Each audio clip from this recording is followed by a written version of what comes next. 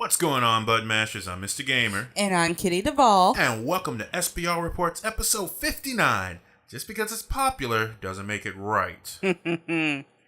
Alright, let's get started.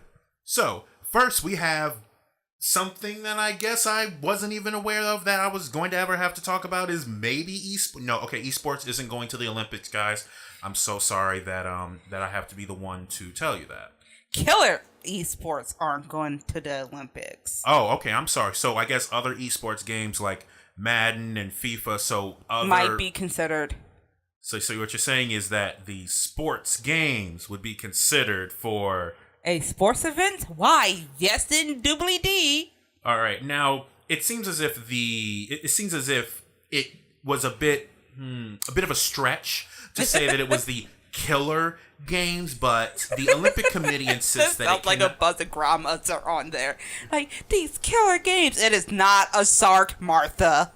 Oh my goodness. Okay, I don't think I know anyone that I'm related to named Martha, so I'm gonna be happy about that. But anyway, so I believe it or not, I actually agree with this. You okay there? I'm good. I didn't expect you to agree. You're so combative. Okay. I'm only combative about the stupid people with the stupid things. I don't think this one is necessarily stupid. Here's my thing. I don't want esports at what we consider to be the standard Olympics. Give us our own Olympics. We have we have Evo. Why can't we have Evo on steroids? Why can't we have Evo bigger? Why can't we have Evo with not just fighting games? Because none of y'all know how to act. Some of us do, and I will play in a Luminesce tournament. Okay. Oh God, no! I will play in a Luminesce tournament. Can you imagine Mario Kart? Because the Olympics is going to be in Tokyo, so can you imagine a Mario Kart? Oh my goodness! Well, imagine like. Plants vs. Zombies too. I mean, because this is the Olympics, we have to cover a variety of things, but it's going to be the esports Olympics. Now, going back to the article, what they try to distinguish between what's a killer game and not a killer game, extreme violence. Extreme violence, like League of Legends, where characters are killed. Dota, where characters are killed. Counter-Strike Global Offense, where characters are killed. Overwatch, definitely characters get killed. StarCraft 2, characters get exploded. PlayerUnknown's Battlegrounds, players get sniped and hit in the head with a frying pan. And Fortnite. I don't think I need to say anything about Fortnite except traps. Yeah. So, considering the fact that, according to Thomas Bach from the Olympics, the spokesperson for the Olympic Games, stated that from their point of view, they are contradictory to the Olympic values and therefore cannot be accepted. And that is fine with me. I am honestly, seriously okay with that. I wouldn't want something like that at the Olympics anyway. I remember long ago, ESPN was raising a fuss about esports back when they were smaller, and you didn't have when Ninja Blevins wasn't a thing. I remember when ESPN was just up in arms about this isn't sports or anything like that. But at the same time, you guys have poker on your network. Poker. Now poker's a sport. I have to remember that. You have to remember that poker is technically a sport. I mean, golf's a sport, and I don't get that game either. Well, but you're doing significantly more with your body in golf than you are with poker. And I would say you are doing more with your body in Fortnite than poker.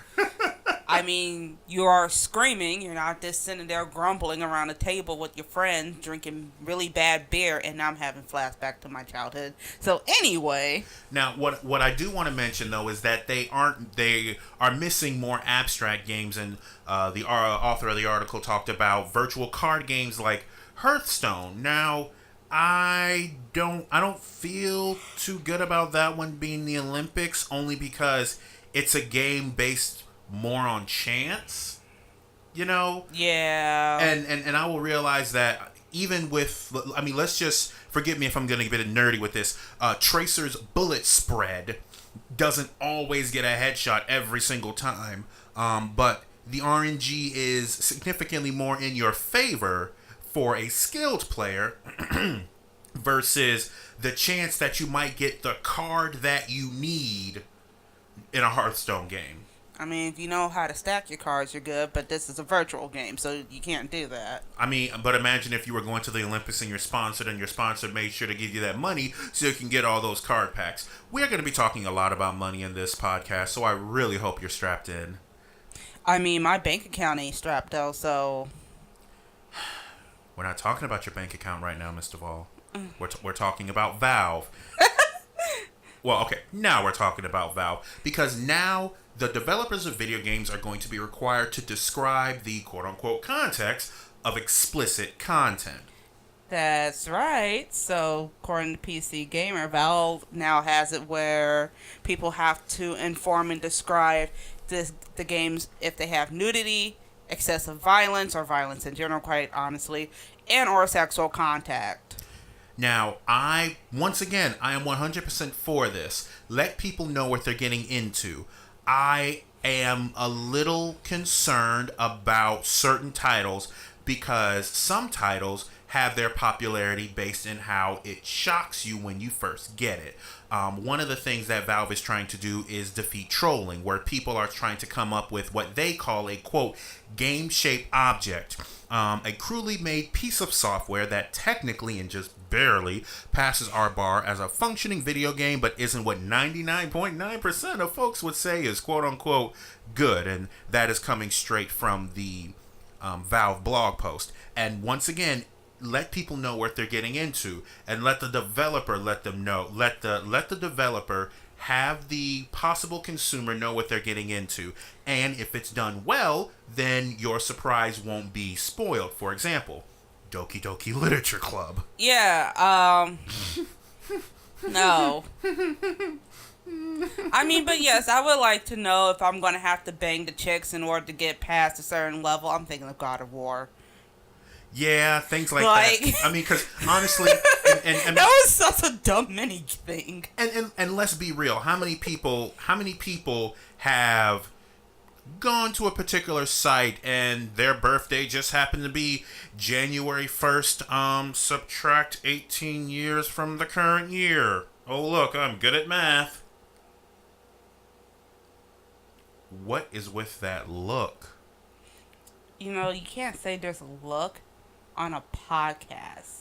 Yes, the viewers can imagine. They've seen your face before.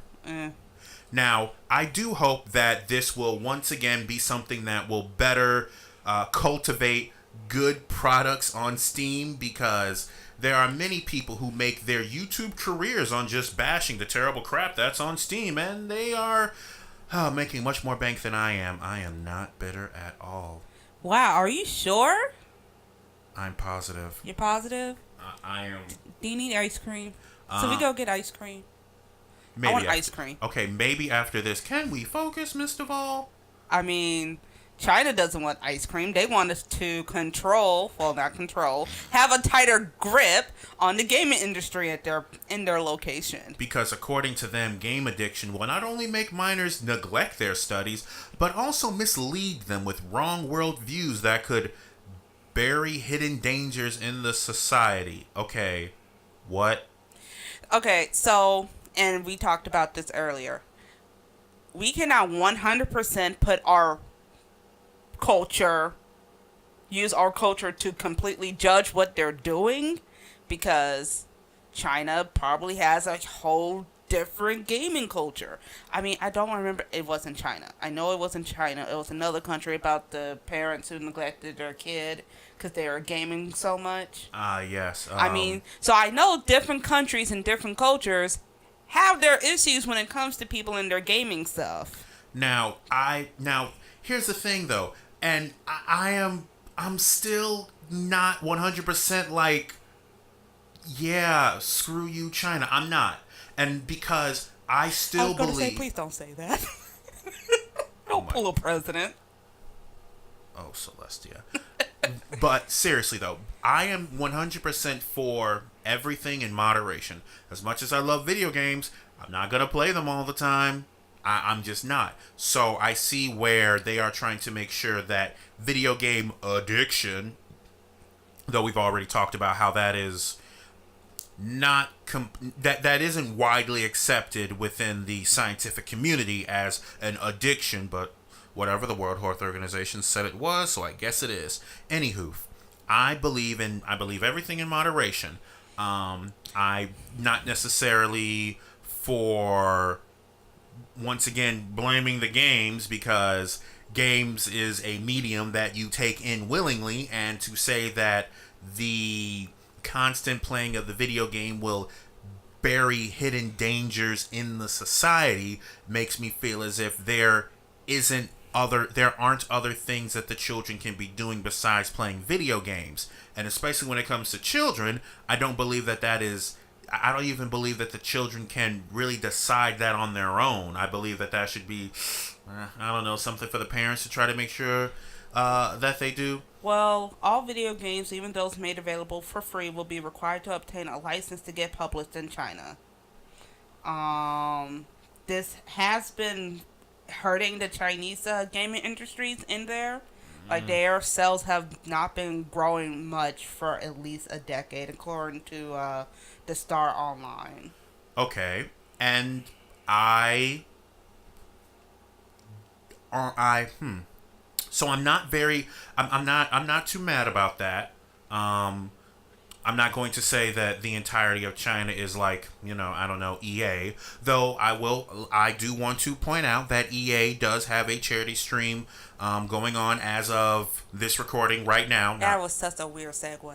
Okay, but I didn't want to bash them and then not mention something good that they are doing. And, considering why they're having the charity stream, which is for the victims of the Jacksonville shooting, I do think that is important for our audience to know. Like, yes, EA is, a crap greedy company, but occasionally they do some nice things. Now, back to this article, I realized that just as Ms. Duvall mentioned, China is a different culture. Video games, a lot of things are just run a little bit differently down there. I mean, they, and I'm not trying to talk about stereotypes or anything like that, but they do things a lot differently when it comes to their kids, so their kids are growing up in a completely different environment. So maybe it is a bigger issue out there, but maybe China's not going about it the right way. And let's hope that one of the key quotes in the article is this, and this is said from the People's Daily, which is a Communist Party mouthpiece. That's simply how the Star article said it. But the specific quote is, what we have to guard against is addiction, but not online games themselves. Let's hope that they can clearly draw that line in the sand where every video game isn't going to be vilified as the worst possible thing, and we need to... I mean, if it has loot boxes, might have to ban it. Ooh, why did you have to go there? Because I'm petty. Because I'm petty. Alright, so is 2K so if you're petty, 2K is just greedy then?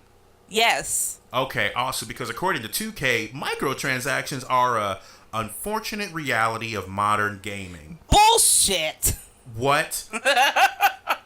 So, as reported on PCGamer.com, the NBA 2K19 developer stated that essentially the way that video games are going to be, with the way that video games are going, microtransactions are just going to be an unfortunate reality. Now, another thing that I should make sure that you know, Button Mashers, is that 2K has also asked players to contact their local government about the ban that Belgium has placed on loot boxes, and of course 2K complied, but what they want you to do is just simply talk to them to let them know that you support it. And of course, here's their statement. The Belgium Gaming Commission, BGC, has stated that games which include certain loot box style mechanics violate gambling laws in Belgium. While we disagree with this position, we are working to comply with the BGC's current interpretation of these laws. As a result, we have made some local changes to the My Team mode. These changes are necessary in order for us to accommodate with the...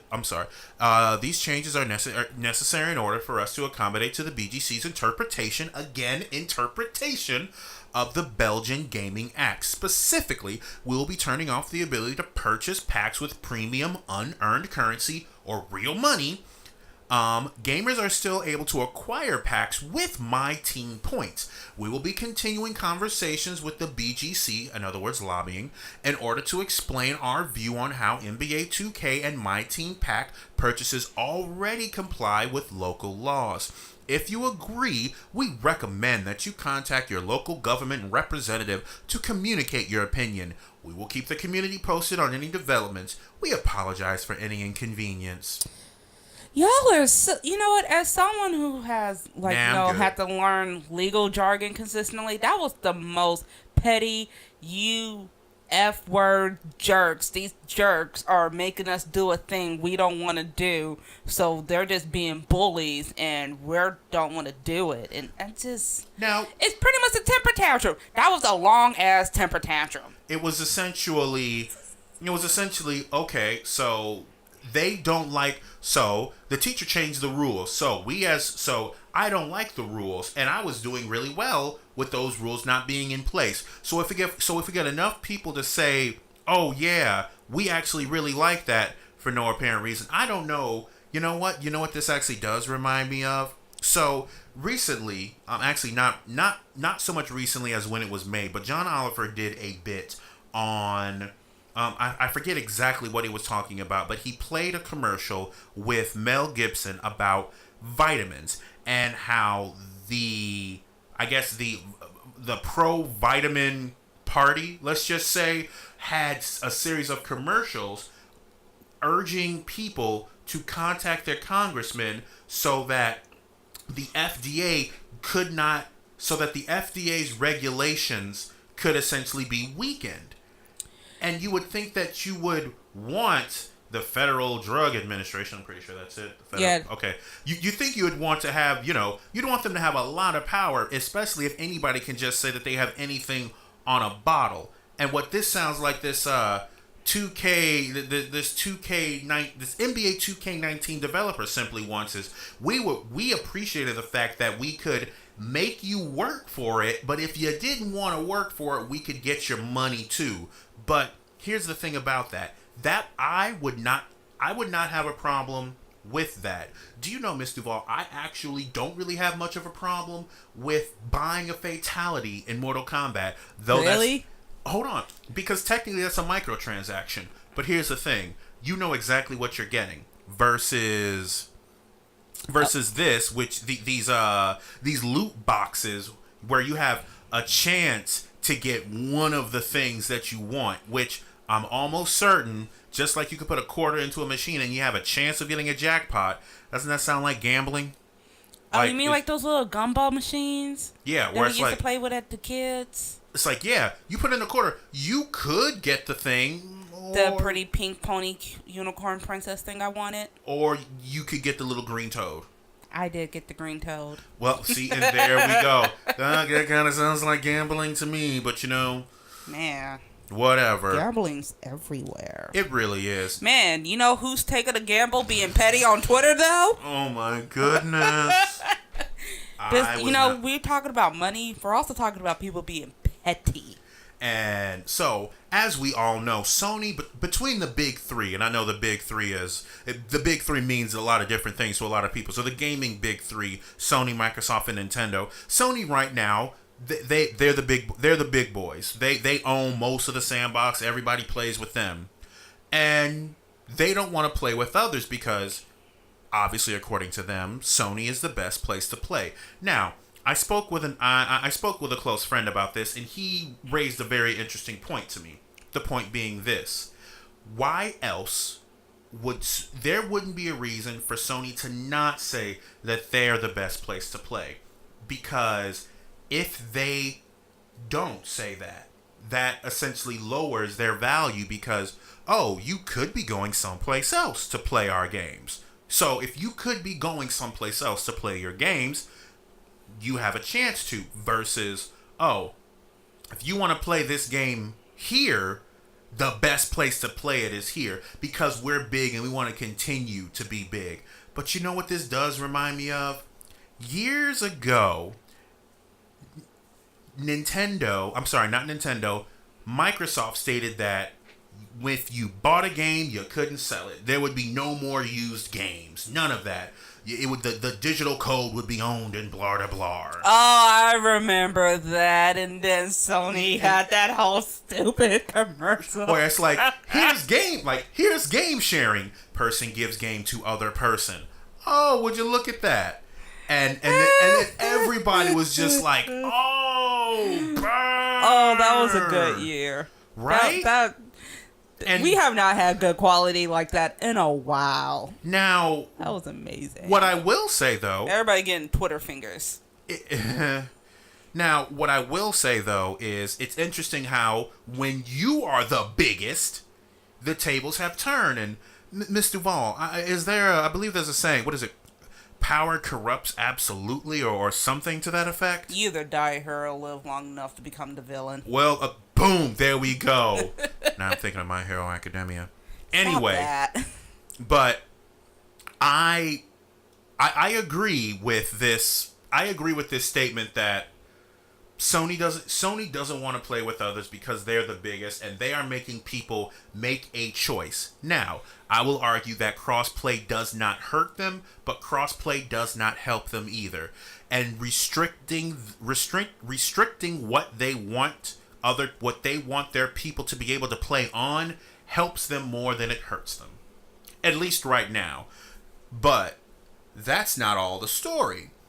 The Xbox engineer lead Mike Ybarra said on Twitter that Sony still isn't listening to gamers about the crossplay situation. All games should be crossplay and progression with the right input flexibility and gamer options. Now, that sounds like a very consumer-focused statement, and I like that. But are you only saying that because you're not at the top? Because you were there before, and Sony gave you a nice smack? I mean, I just have to think about that. Like, it's great, and I love that. Like, yes, say it. So, to be fair, everything that these corporations do is just what they need to do to get more people on their side. It's all buzzwords and stuff. I don't trust corporations to actually be there for the people. I just need to make sure they actually want my money and do what they need to do to take my money. Wow. Now, one of the things that was dark. I'm sorry. Just a little bit. Now, the one thing that obviously he made this statement on Twitter, and like everything on Twitter, people obviously had to... Well, actually, them. Exactly. Thank you. I like that. Well, actually. So, of course, they pointed out that, well, Sony has been outselling you for so long, and it's like, you realize that we don't just have the Xbox, right? You realize that we also have the ability for Windows 10, the operating system that you're most likely trying to make this tweet on. Yeah, we also have our games on that. We also have a little bit of a market because, let's face it, a lot of stuff is got on Steam. Mm-hmm. They still have a market in PC gaming, which is huge. Yep. Huge. Especially in this day and age. And if you think about it, Sony has the PS4, the Vita's dead. In America. Okay, the Vita is dead in America. And what else they got? See, Microsoft has an edge over the fact that they are American-based. And here's the thing. The other beautiful thing that Microsoft does have is the fact that I'm trying to figure out the best way to properly say this. Like, I don't want to hate on Sony just because they're big. But right now, and companies can change, right now they're making a whole lot of sense for what the consumer will want, especially with crossplay being such a huge thing right now. It's like between crossplay and loot boxes. I mean, Yusita did point out that Sony supports crossplay between PS4 and PC. It's cute. Yeah. Yeah, okay. But the majority of people. I don't want to use this word, but, the casuals, the normies, the people who refuse to drop 1K and above on a goddamn computer. Right. No insulting to you, Mr. Gamer. Thank you. You're welcome. They are either going to have a PS4 or an Xbox. Yeah, and honestly, or a Nintendo Switch, maybe. With the kind of with the not really doing anything about this solution that Sony is going to have, it's going to continue to do nothing until it just goes away. And then they're just going to keep making money until, honestly, until Nintendo pops back up. Though Nintendo needs a whole lot more third-party support. Indie games are great, but they need more third-party support. They really do. I'm not going to now. What I will say is this: though I do not like Sony, I'm not going to do what people are doing with their Nikes right now and just burn my Sony, burn my PS4. Okay. I'm not gonna do that, because you see how stupid that would be. I'm sorry, I had to. I really had to. That has nothing to do with nothing. It really doesn't. I just have to talk about how stupid that is. Did you see the one where the guy burnt the shoes while he was still wearing them? I love how you deface something that you already bought. They already got your money, and now you no longer have the product that you paid money for. What? But we're getting off topic, Miss Duval. I'm fine repping into this. We are getting off topic, Miss Duval. I'm not the one that went off topic. Any hoof. Moving on. So, why am I in trouble? You're not in trouble. Now, one day, hopefully we will get a proper response from Sony talking about why they will be going over to crossplay. But with the statement of, Sony is just the best place to play. All right, then we'll see we'll see what happens at the next E3 that I will be watching and not attending, because it's just unfortunately not for the gamers anymore. But with that being said, this is Mr. Gamer, and this is Kitty Duval, signing off.